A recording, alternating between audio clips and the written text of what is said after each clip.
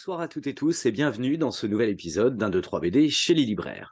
Alors ce soir, je vous propose qu'on aille retrouver nos amis toulousains de la librairie Terre de Légende pour 3 titres un peu engagés, mais en cette période de mouvement social, c'est plutôt une bonne idée. Allez, on va retrouver Jean-Pascal et Johan pour leurs 3 coups de cœur. Allez, c'est parti. Jean-Pascal, Johan, salut! Salut! Salut, Bon, tout va bien à Toulouse? Tout va très très bien. bien. On va aller Il doit faire beau manifester, en plus. c'est bien. Il doit faire beau là-bas. Gros brouillard, donc ça veut dire qu'il va faire très beau. Ah, super. Voilà. Bon, vous m'avez trouvé 3 petits titres sympas, là, visiblement. On a essayé, ouais. Ouais, peu de variété. Et très Ah, différent. Voilà. ouais, assez différents. Eh ben, lequel de Euh, vous deux commence, alors? on Je t'en prie, alterne, hein? on alterne. Ouais, voilà. Ça marche. Alors, je vais commencer par Devenir de Johanna Folivelli, qui est là. Petite maison d'édition associative tenue par deux jeunes femmes qui ont vraiment la niaque, qui s'appellent Deux Points. On peut les Ouais. trouver assez facilement sur les réseaux sociaux et sur Instagram en particulier, elle et puis l'autrice. Voilà. Ouais, c'est une maison assez récente, hein, qui s'est montée il y a 2 ou 3 ans, je crois, hein. Ouais, voilà. Hmm. Et qui faisait des petits récits avant, des petits trucs. Voilà, ça c'est le quatrième de couverture. On le voit peut-être pas très bien, mais ça donne une petite idée de la finesse du travail de l'autrice, en fait, au niveau graphique. C'est très chouette. Voilà. En fait, c'est une espèce de petit récit que je qualifierais pas de chorale parce qu'on est quand même axé sur un seul personnage, qui est ce personnage de femme transgenre, hein, puisque tout le récit, en fait, une espèce de métaphore, ben, justement, sur la transidentité, d'où le titre Devenir. Hmm. Clairement, on a eu la chance d'avoir un coucou de l'autrice à la librairie, donc c'est clair que c'est elle, en fait. Voilà. Qu'elle s'incarne là-dedans, et à travers plein de petites séquences, de petits récits, tout à la fois poétiques, qui empruntent aux figures mythologiques, puis à des moments donnés qui baignent en fait dans le réel de ce qu'elle a vécu au quotidien. Alors ça passe par le regard des autres, par toutes les oppressions en fait et les injonctions qui reposent un petit peu, qu'on vient faire peser sur ses épaules, sur la dévaluation de ce qu'elle est en tant que personne et de son identité, de son genre. C'est hyper chouette en fait, c'est hyper beau. Ça peut être un peu déstabilisant parce qu'on n'a pas un récit cousu comme ça de fil rouge très simple. Mhm. C'est vraiment assez séquencé, mais c'est beau. Elle a vraiment un accent hyper poétique qui est servi par un trait qui est incroyablement fin et incroyablement beau. Voilà, Ça a c'est l'air vraiment. très très beau, effectivement, je connais pas. D'abord, c'est Ouais. un thème d'actualité. C'est vrai qu'effectivement, tous les problèmes de genre, là, apparaissent beaucoup dans notre société. Et effectivement, son trait a l'air d'être très très beau. Et c'est son premier Ouais. album. Et c'est son premier album. Voilà, vraiment. Elle s'est vraiment fait connaître en postant un petit peu sur Instagram, des choses comme ça. Et vraiment, ouais. Alors, je n'en vois que dalle, mais c'est hyper fin, en fait. Voilà. Ouais, ouais. C'est très, Mais je très beau. montrerai quelques images à l'écran, Ouais, justement, pour c'est se rendre vraiment compte de chouette. son Le travail. bouquin, ben, franchement, elles ont fait Complètement. du beau boulot. Il est hyper travaillé. C'est un joli petit objet en plus, hein. Franchement, c'est chouette. Avec, quand on voit les tarifs actuels, surtout avec la flambée des prix, hein, à Mhm. laquelle on a pu assister, ben, pour quelque chose qui sort du milieu associatif, moi, franchement, elles ont fait un prix que je trouve hyper raisonnable. Voilà, pour Et l'objet. écoute, bon choix. Et puis, il faut encourager effectivement ce milieu associatif. Oui, Et ces Johanna, jeunes autrices qui démarrent et ouais, auteurs. très Très bien. bien. Johan. Oui, du coup, moi, je vais présenter du manga. Alors, Terre de légende, c'est pas notre force ou notre habitude, justement. Mais quand il y a des titres qui sortent un peu du lot, du coup, là, c'est Adieu Eri. C'est un one-shot par l'auteur, en fait, de Chainsaw Man, qui est une série à succès, voilà. Mhm. Qui, qui est une série, enfin, Chainsaw Man, une série assez classique, assez basique. Et l'éditeur, en fait, Crunchyroll, anciennement Kazé, a eu la bonne idée d'éditer, en fait, ces one-shots. Donc, il y avait eu Look Back auparavant, qui avait eu aussi un petit succès assez efficace. C'était un très, très beau récit. Et là, ils reviennent, du coup, avec Adieu Eri, un récit assez étonnant, en fait, sur... alors, on suit des lycéens, notamment un jeune lycéen qui vient de recevoir un smartphone pour son anniversaire, offert par ses parents parce que sa mère est mourante, donc c'est pour enregistrer, en fait, des vidéos sur les derniers instants avec elle, en fait, des bons moments. Il va en faire un petit film, en fait, qu'il va présenter à son lycée, qui va être assez mal reçu. Et à partir de là, en fait, ça va donner, en fait, la rencontre avec le personnage qui s'appelle Eri, justement. une jeune femme qui va être fascinée par ce film, justement, contrairement à tous les autres, et va commencer une sorte de récit de passion, alors autour du cinéma, mais qui va se transformer en une relation plutôt amoureuse. Enfin voilà, une passion, une amitié assez dévorante et extrêmement touchante, c'est sensible et assez étonnant.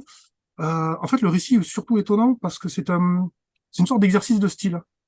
Ah oui. L'auteur a choisi, alors je sais pas si on va le voir non plus, mais a pris le principe de ce format en fait, 4 cases par Ah page, oui, d'accord, par strip en fait. Ouais. voilà, qui rappelle en fait le smartphone. Tout le récit est vu à travers les images du smartphone. Ah oui, Et intéressant, ouais. donc ça, le fait la forme est super étonnante et c'est extrêmement réussi en tant qu'exercice de style. Mais en plus, il n'y a pas que ça, il y a vraiment ce récit, ça parle du deuil en fait, énormément. Oui, de la mort, ouais, bien sûr. Et C'est du très très harcèlement bien amené. aussi, si j'ai bien compris. Il y a un phénomène, ce jeune a l'air d'être harcelé un peu dans son établissement Exactement, scolaire, ouais. etc. Ouais. Donc il y a tout cet aspect-là qui est assez présent.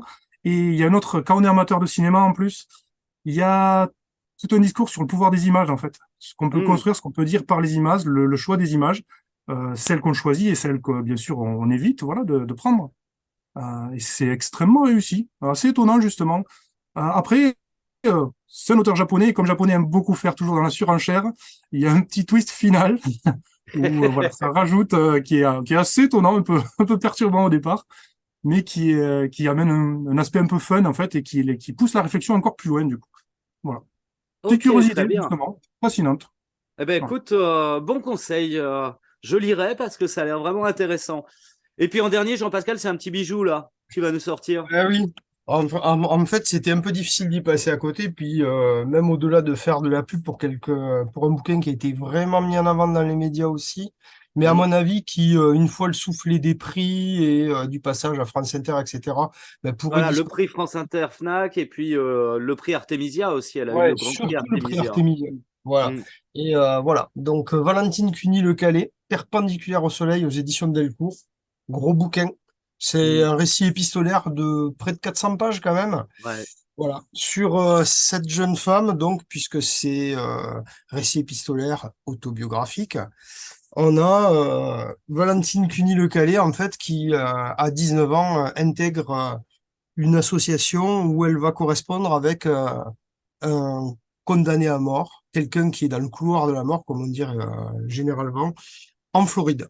Voilà. Hmm. Donc, lorsqu'elle commence à correspondre avec lui, en fait, elle est jeune en plus, donc c'est vraiment quelque chose de fort parce qu'elle le prend en pleine figure.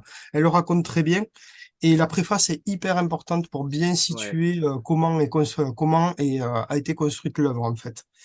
Euh, Lorsqu'elle commence, en fait, lui, il est en train de batailler, en fait, pour essayer de faire réviser son procès, d'ailleurs. Et Hmm. c'est chouette parce que ça parle de plein de choses. Au-delà de l'aspect graphique, qui est hyper beau, c'est-à-dire Ouais, que c'est on passe très du très beau. travail au crayon à la gravure sur bois. Hmm. La majorité en fait des illustrations, elles sont de Valentine Cunil-Calais. Et puis il y Hmm. en a un peu de Ronaldo McGuers, j'espère que je Hmm. le prononce bien, mais c'est donc le nom de la personne avec qui elle entretient sa correspondance, qui fait quelques dessins Ouais. malgré tout dedans, qui sont certes en minorité, mais en tous les cas qui sont suffisamment beaux pour que en fait tous les styles se mêlent et Hmm. que l'hybridation prenne complètement. Alors, ce qui Euh, est intéressant, c'est de voir que son nom n'apparaît pas sur l'album, puisqu'aux États-Unis, on n'a pas le droit de mettre le nom d'un condamné à mort sur une œuvre. voilà, on n'a pas le droit de mettre le nom du condamné à mort. Il n'a pas le droit de voir le bouquin fini pour Hmm. l'instant. Il n'a pas le droit de toucher des droits. Ouais. Voilà. Il y a tout un ensemble de choses qui sont un peu compliquées. Et justement, je trouve que ce qui est intéressant, c'est que ça remet ça nous remet au centre, en réalité, moi, je trouve, la thématique principale, c'est-à-dire la thématique de l'abolitionnisme. C'est-à-dire se Bien dire, sûr. ben, en fait, le système carcéral, à quoi ça sert? Qu'est-ce que ça entretient? En fait, à un moment donné, c'est un verrou sociétal qu'il va falloir faire sauter et trouver d'autres alternatives. On Hmm. ne peut pas laisser les gens vivre comme ça, en fait. Mhm.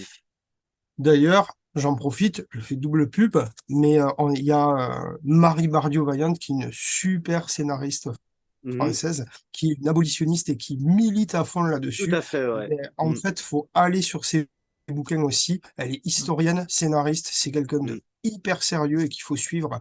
Elle bataille tous les jours, tous les jours, tous les jours pour ça. Ouais, elle est très Voilà. présente sur les réseaux sociaux et Oui, c'est effectivement, elle ça. intervient beaucoup. Et dans Ouais. une époque où parfois on remet en cause cette avancée sociétale qui a été l'abolition de la peine de mort en France, et il existe d'autres Mm. pays où malheureusement c'est pas encore aboli. C'est vrai qu'on a tout intérêt à défendre ce genre de bouquin. Ouais. Bah oui, oui, d'autant plus que ça parle de ça parle aussi du racisme institutionnel, hein, puisque Bien sûr. forcément, Reynaldo Madguer, c'est une personne racisée, et qu'on s'aperçoit que forcément, eh ben, c'est pas la même donne, même en prison. Voilà, c'est intéressant. Voir comment ils arrivent, alors qu'ils savent qu'ils ont cette espèce d'épée de Damoclès au-dessus de la tête, dans 5 mètres carrés, à essayer de reconstruire une vie qui n'en est pas réellement une non plus, en fait, hein. Voilà. Ouais. Donc, voilà. Euh, Graphiquement, c'est incroyable. Elle a fait un Mm. boulot de fou. Et 400 pages, que du noir et blanc. Il y a 2 Mm. pages de couleur, si je me rappelle bien. Ouais. Mm. Et mais en fait, c'est fou. C'est-à-dire que on rentre dedans, on a l'impression que ça va être très austère et ça colle en plus avec le sujet. Mais Ouais. en réalité, on se fait happer dedans. C'est Non, non, on lâche pas le superbe bouquin. claque. C'est aussi son premier album, hein, Valentine. Ouais, c'est ça. Donc, Et en pour plus, un premier album, c'est. il faut en profiter parce qu'Angoulême, elle a vraiment annoncé, ouais, voilà, il y a des trucs fous, quoi. Mm. On les verra peut-être pas très bien, mais voilà, on passe avec des choses très différentes à chaque fois. Ouais, ouais, Et pour autant, il y a une unité narrative qui est folle. Voilà. ouais. Mais voilà, je pense que il y a cette espèce de relation épistolaire qui est graphique, Mm. qui vraiment sort, qui est hors norme. Il y a le contexte qui Mm. est fou, et puis la qualité, effectivement, et narrative et graphique pour un premier album qui est juste. Juste Exceptionnel. parfaite. En sachant qu'elle Ouais. va être rare. Elle a annoncé à Mm. Angoulême que elle finissait certaines choses dans sa vie personnelle avant de se remettre à la table à dessin, donc faut en Mhm. profiter. Non, non, Voilà, ouais, vraiment, voilà, à lire parce que important et encore plus dans la période actuelle. c'est ça, Jean-Pascal et Johan, tout à fait. super. 3 titres forts là, hein. Mais il faut y aller en ce moment. Merci. Ouais, on va à la manif du coup. Voilà. Ah Voilà. bah très bien alors, c'est la période. Vous Allez, saluerez Fabrice de ma part et puis je reviens vous voir bientôt pour 3 nouveaux titres. avec plaisir. Avant de À venir bientôt, Pierre. découvrir la librairie. Voilà, mais ça je vais finir par venir à Toulouse. Ouais, Ouais, ouais, ben ouais, oui, avec bon. plaisir. Mais oui, ou on se recroisera au problème. Voilà. Voilà. Allez, salut, à bientôt. Salut, à bientôt.